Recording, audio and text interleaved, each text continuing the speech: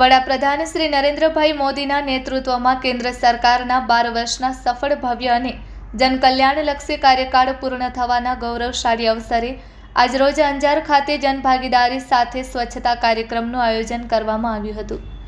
અંજાર શહેરના ગાંધી ચોક bus station સહિતના જાહેર વિસ્તારમાં આયોજિત સ્વચ્છતા અભિયાનમાં રાજ્યમંત્રી શ્રી ત્રિકમભાઈ છાંગાએ ઉપસ્થિત રહી નગરજનો સાથે શ્રમદાન કર્યું હતું અને સ્વચ્છતાનો સંદેશ આપ્યો હતો।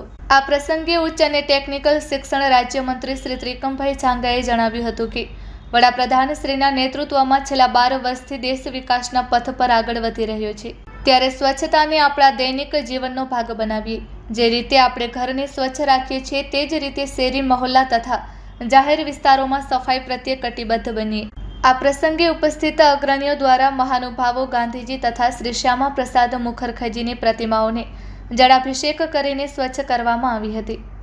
આદરપૂર્વક ફૂલહાર ચડાવી ભાવભરી પુષ્પાંજલિ અર્પણ કરવામાં આવી હતી।